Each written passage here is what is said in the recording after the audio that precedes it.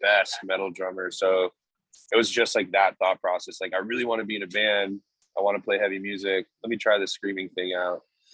So a lot of like driving around in my car at 16 years old, like screaming.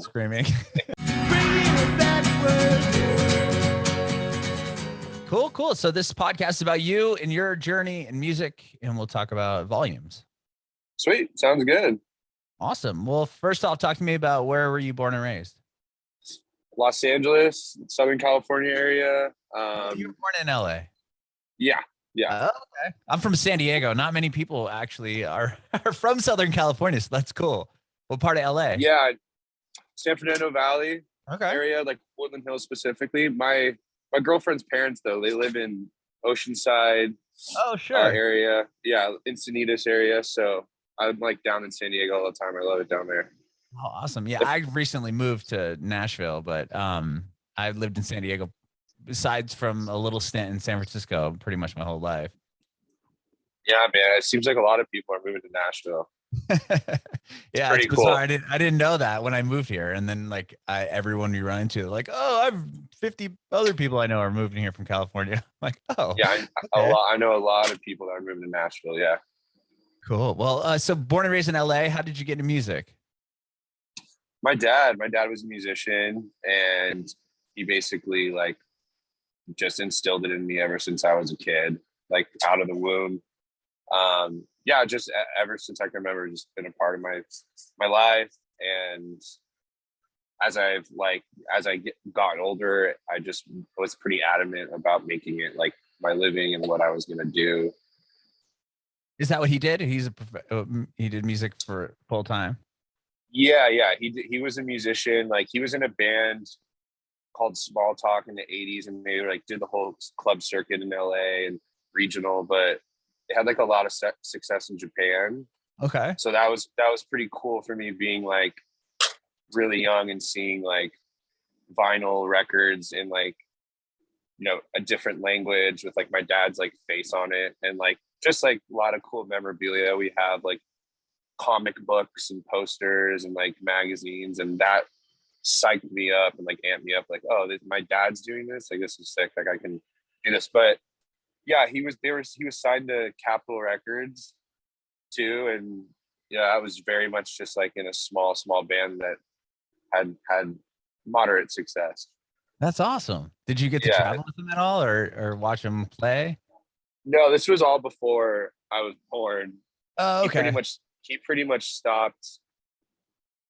He didn't stop playing music, but he like started like doing other things in the music industry when I was born, because he wanted to be like around and stuff like that. But that even was cooler to like realize like, oh, like there was a whole life before this that my dad had that I didn't know about with music. And I think that like motivated me more to be serious about it, and rather than it just be like a hobby. Sure. I'm sure he had a lot of advice to give you as far as on the road and putting records out and how that all works. Yeah, definitely. I definitely learned like a lot from him. So how I got started. Yeah. What did he play in the band? Vocals. Oh, he's vocals a singer. And keys. Vocals, keys, and guitar. Yeah. Okay. And how did you start your musical journey? Was it on piano also, or? Actually, drums. Drums was the first like thing I got into. Like I remember my first drum set, and like how old were you when you got it? Probably 9 or maybe like 8 years old, 9 years old. Yeah. And it was like just like a Walmart drum set that you could literally like pick up in one piece. It's like all welded together, and you know, like the classic like kitty mini drum set. And I think I was ripping on it, and then my parents were like, all right, we need to get him like a real drum set. I remember like beating the shit out of that drum set, like playing it like an actual drum set, and they were like, okay, like just get him a real one. Yeah, like all the like the heads are just like welted, like just cymbals were just like flanked and kinked and stuff. And they're like, all right, I think he's into this. Yeah. Did you continue that? Like, were you in percussion in high school or in school band or anything? Not you. It was very much just like what I did after school. Like I hated school. I Mm-hmm. didn't like me and school were not happening, and I just like hated being there. So when I would go home, it was just like I played my drums for hours, and then like maybe do my homework or barely do my homework, and be like it was just all about music. So my family and my parents were pretty cool about like letting me do my thing and like just like be interested in instruments and take lessons and all that, or have buddies over to just like make noise like all day long. So I was pretty focused on that. Did you play drums like what? Like, because you're the singer for Volumes, right? Yeah. So So I did you play drums in bands going like through high school? I mean, it sounds like you were jamming with people. yeah, I definitely like.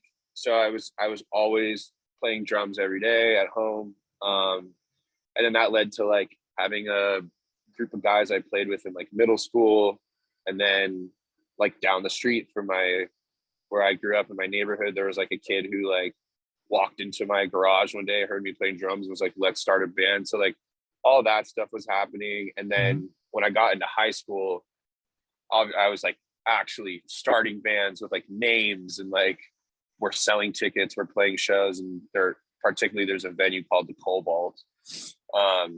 That's not there anymore, but it was like our home base for anyone that was like wanting to play shows or start bands or find someone else to start a band with. You would do it at this venue. Um, and so that kind of like motivated even everyone in Volumes, because we all come from the same area. That was kind of like the glue for our scene, was this tiny like DIY venue. Mm-hmm. And going to those shows with like my neighbor when I was like 11 years old kind of exposed me to starting my own bands and stuff like that. So yeah, I was in like 3 bands before Volumes that were just like really bad metal bands, like one punk band, and I decided to like start singing and instead of playing drums, because I wanted to like be in the front, as Sure.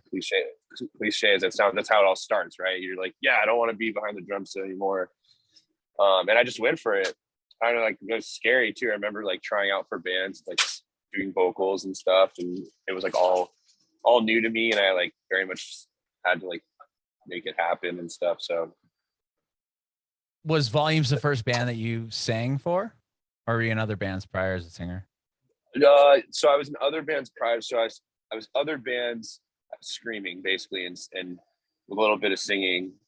But yeah, just as I started getting into heavier music, like gradually, I was kind of like, these drums are hard. Like these drum patterns in metal are like really hard. Like I'm more of just like a jazz drummer, like punk style, where it's like simplicity. Uh-huh. So I was like, maybe I'll scream, because I don't know if I'm going to be the best metal drummer. So it was just like that thought process. Like, I really want to be in a band. I want to play heavy music. Let me try this screaming thing out. So a lot of like driving around in my car at 16 years old, like screaming, cranking music. Yeah. Awesome. And then how does Volumes form? It sounds like you went to school with the other guys in the band.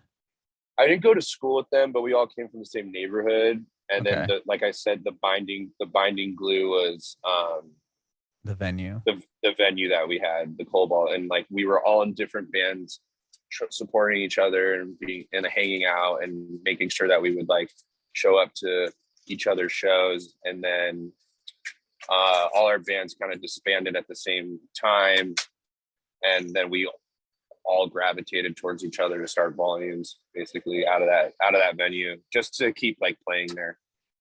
Oh, okay. Much.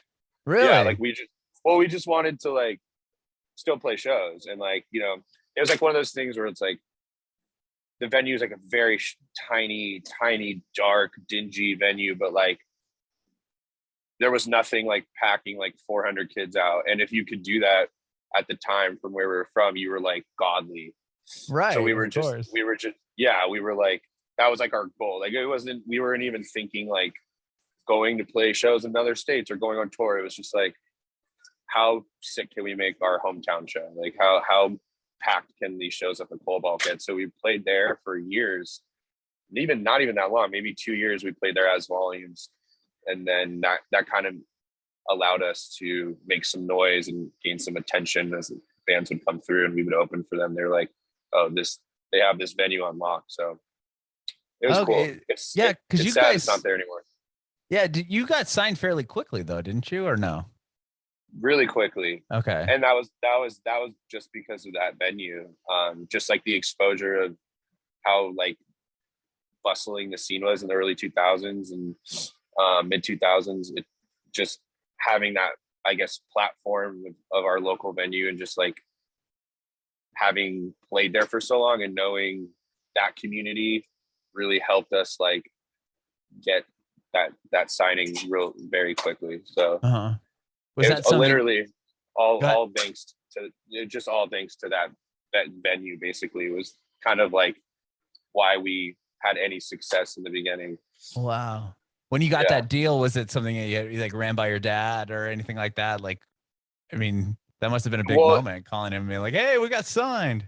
Yeah, I mean, yeah, my family was stoked. And it was one of those things where like I left, like I was not going, like showing up to school at this point, and like things were very questionable. But I remember telling like my family and my mom and everything, like, we're going to start this band, we're going to get signed, we're going to go on tour, we're going to do all these things. And like luckily all that happened. And like, yeah, I just was like, cool, like this worked out. And I think my mom was at first like, cool, you might go play a show in like Arizona or something.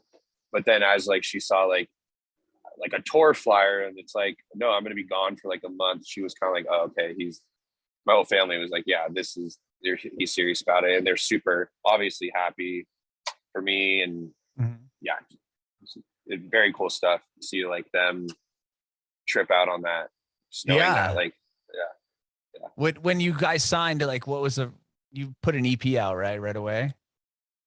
Yeah, like right away. Yeah, like immediately. Basically, we had the songs, and we were just like, we had them recorded. We re-recorded some stuff, and then the label we were working with at the time just real quickly just dropped the EP for us, basically. And did you tour on that EP right away too? Kind of. We were like opening up like regional shows, going to like maybe as far as Texas and back, like maybe. And then we got on a tour with Misery Signals. I think it was Misery Signals and After the Burial.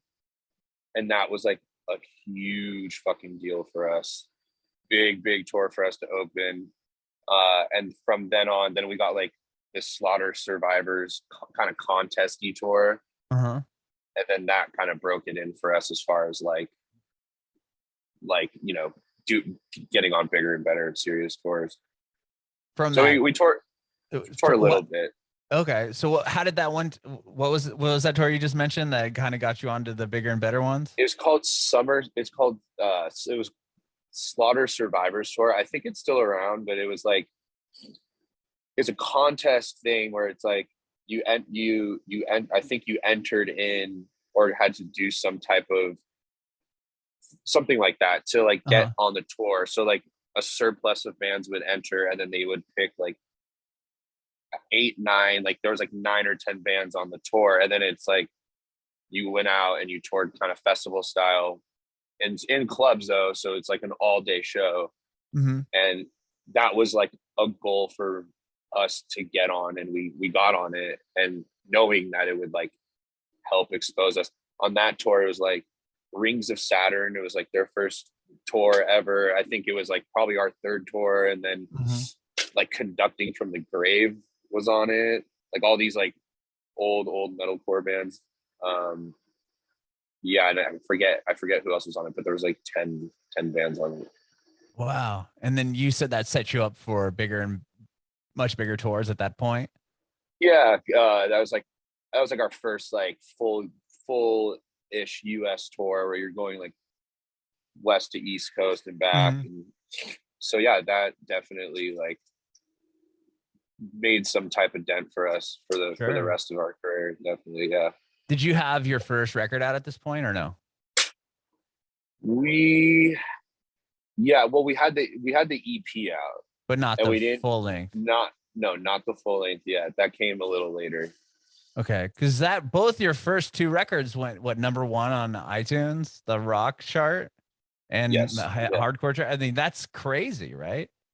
yeah. No, those were also like moments. Like again, like we were just like taking it like tour by tour, and just Uh-huh. kind of being thankful for what we could get, and then we got we got number one, and that was like, oh, okay, cool. Like there's some stuff here to work with, and we made sure that we just kind of kept that energy going, and that like that trajectory, that tunnel vision of like how many more times could this happen for us, like Uh-huh. pretty cool.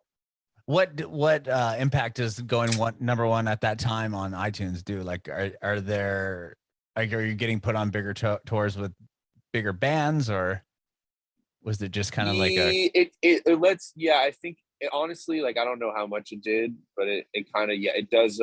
It builds that framework for like promoters mainly Mhm. to look at those moments, those situations, and they're more willing to probably put us on like higher up on a festival or something like that. And then definitely, bands that are like, okay, cool, these guys are doing something, like Mhm. they're getting charted, so like let's take them out. Those things definitely happen, but yeah, it's also like a grain of salt how much like you gotta like take those moments, like just because you get number one for a week or something, like it'll do something for you, but also like you gotta still work. It can't Right, just like obviously. yeah, like nothing's gonna change overnight because of that moment. And But it's but great. It's great for like heavy music too, and like all that stuff helps. Like even Mhm. just hosting those charts and stuff, and like we like when we just dropped some of our singles, like Mhm. we had a couple of days where we were number one or number two, and it was sick. And it lets the fans know like, yeah, heavy music can be as cool and accountable as any other genre, so Mhm. it's cool. Mhm. Was it hard? Like, I mean, you follow up your first record with another one that goes number one. Like, that must have been like, I mean, they always say like the sophomore record, it could be make or break your band. Was that even a mindset going into that second record, or not at all? And then, it goes number one. Yeah, I think up until this album that's coming out on Friday, Hmm. we were just not, we there was no plan, no expectation really to like be number one, or just it's always just like we want to make this last, we want to make good music, mainly for like the people who had supported us for years and the fans and everything. Like it kind of just, that's where it ends for us as a band, even till this day, is like all the accolades are cool, all the recognition is awesome, but how can we like do what we love and just keep making it better, make the music. I think it's making each album sound better than the one before, and that's like something we pride ourselves, mixed with like keeping that connection with the fans. Like that's over everything, is the most important for us, and kind of the goal. For sure. And I know you left the band for a while. Was it after the second record? It was after, yeah, it was after, so it was after the third one. Oh, uh after different. So you were well on the different animals. Oh, no, including the no, EP. Yeah, yeah. So you left yeah, so after No Sleep, no, correct? exactly, yeah. Yeah. Okay. And then, I mean, obviously you're on this new record that's coming out. So there's a handful of years there between where you weren't in the band. Was that like coming back to the band? Tell me about that. Yeah, I mean, leaving was hard to do, but it was something I had to do. And Mm-hmm. then, I went on my own journey and was making my own music and Mm-hmm. trying a lot of new things out. And then when I got the call to get back into the band, it was just kind of like a no-brainer, a dream come true type situation, considering I never thought I would be playing heavy music yet again, or be back in the band. Mm-hmm. Volumes, and guys that leave bands, they don't really get that second chance or that second opportunity to relive experiences, make new ones, and Right. reconnect. So yeah, I mean, it's kind of like got the call 2 years later, we're playing shows and making a record. Pretty surreal stuff. Wow. So did you rejoin the band prior to like COVID happening?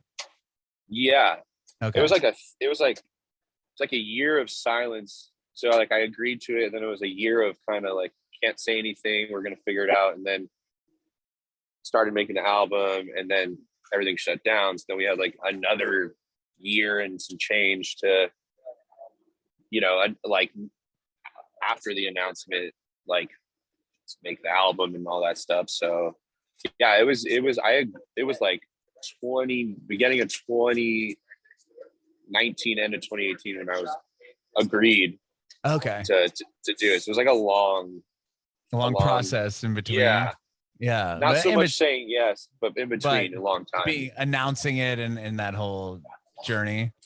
Yeah. Yeah. Was it cool? I mean, I would imagine it was probably, was it like, what was it like going back and, writing songs with these guys for the first time in It 6 was years? it was kind of like I picked up where we left off. Like it was just very easy. We had two producers that I know really well that I've worked with too previously. One being Dan Bronstein, who actually helped start the band back when we were in like 2008, 2007. So having him back in the studio, I still stayed close with the band, even certain members after I left.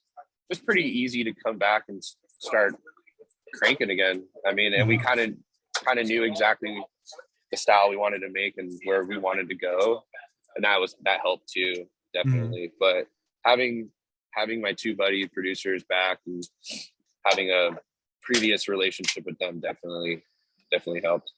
That's awesome. And did you guys work on the record throughout the past, during COVID, or when did you start working on the album? Was it before that? It was way before COVID. So It was. and then it was already being worked on before I even came back. So it was like 3 years we had basically with like, we were already making it. We were on the deadline. Everything shut down, and then we were like, "Oh, I guess we have even more time to make this record." So I mean, for like my bassist Rod and my drummer Nick, and, these guys, I mean, it seemed like forever for them. I was like, yeah, you guys are probably over this. Right. Just dying to get this record out. Dying to get the record out and just like wanting to get it finished. To me, it's too much time. Like 3 years is too long in a bad way, because you want to make it in the most like short amount of time where it's not rushed, but like productive amount of time. So it's like a year, 6 months to me is like a perfect, even shorter is ideal. 3 years, like too much time to second guess yourself and go, oh, does this sound good? And it probably does, but you're just listening and listening and listening and listening for too long. Was that something that became difficult to not do? I mean, I would imagine during a pandemic where it's like, okay, well, all we have is time to keep tinkering with these songs. Was there a point where you're like, okay, let's just close the computer and like, yes. Okay. Yes. I mean, that's my straight back to my direct point is like you're just tinkering and tinkering and tinkering, and it's like that's why you got to have a good producer. It's like half of it's managing like emotions and expectations and people's personalities if your producer's good. And so the people we were working with were like, we're done, like this is done, it sounds good, it's fine. So yeah, we had a lot of those moments. Okay. And then you just put it away, and now it's coming out on Friday. That's amazing. And now it's coming out on Friday. Like I said, took 3 years, and it's coming out in like 72 hours, which is crazy. Yeah. And you guys are on the road right now, right? On tour? Yeah, that's why it's kind of noisy and there's people walking around. I know, it's great. I love it. I love the atmosphere. The door's like shaking my phone and everything, but it's rad. It's perfect. Yeah, like everyone was in the green room, and I was like, I'll go on the bus to do this, and then it's like, of course, everyone's just in shows. Now back in the bus. Yes, but I'm in Grand Junction, Colorado. We were in Colorado Springs last night, right outside of Denver. So okay, yeah, we got 4 shows left. We're finishing it up. Be in Vegas tomorrow, Santa Cruz, and then Anaheim, and then we're off for 5 months. Wow. And so are you doing like the record will come out, right? What, on Friday? You'll be where, Santa Cruz, when the record comes out? Well, yeah, it'll come out on the 19th. We'll be in Santa Cruz, and then we'll go home the next day and play Anaheim, which Like will be kind of like the release party. Yeah, like tour. yeah, like we're from California, so it's like we don't mind being up north for the drop day, Right. and then everyone can listen to it, and then we'll get to come home and kind of do our hometown show. Chain is like, it's in Orange County, but it's considered like a spot for us, like a stronghold for us, and we always have good shows there. So it'll be cool to celebrate the album coming out there. That's a great venue, and it's super, notable when it comes to heavier bands, obviously, and in that scene. Yeah, I mean, the history there is insane, and like, yeah, you walk down that hall when you come in, and it's just like every poster of every band that's ever been, or they have shirts like, and stuff, right? It's the shirts, it's the shirts, t-shirts that are everywhere. That to me is cooler, and I trip out on like, sometimes I'm like, whoa, like you'll see like there's like a Bane like shirt, or like a Bane hoodie, or even like a Phoenix TX shirt from like 1998. I'm like, right? What the fuck? Yeah, it's so awesome. Some people hate playing there. Some people hate on it. I'm like all for it. I love that place. That's very cool. Yeah. That is super cool. And is your first like run of shows that you've done since COVID? Probably first run of shows back in the band. Yeah, first run of shows back in the band. We did 2 fly-in shows right when we announced me coming back. It was like a month later. We went to Japan and Hawaii, and that was insane. That was so much fun. We did some shows out there. We did like a festival in Japan. That was a big deal. But yeah, like then everything shut down. So yeah, this is like my first experience back, and first string of shows. That's awesome. And congratulations on the record finally coming out on Friday. That's amazing. Dude, thank you. It feels crazy that it's finally coming out. And I appreciate your time, Michael. This has been awesome. I have one more question for you real quick. If you have any advice for aspiring artists. So like post-pandemic, where we are now, like to me, music industry will never be the same. The touring industry will like unfortunately never be the same. So like the most simple, direct information or advice / information is like, gotta really want to do this, because it's harder and more oversaturated than ever, which is something you can't control. So like for a band like us, we just try to get back to the basics all the time and just remind ourselves, like, if you're lucky, it gets to a point where it's bigger than the 4 guys, the 5 guys in the band, how many people are in the band. And I think anyone that's starting out, and whether you're trying to be a rapper, metal artist, jazz artist, whatever, it's like, I think that's the goal, is longevity over like, getting signed. And, it's like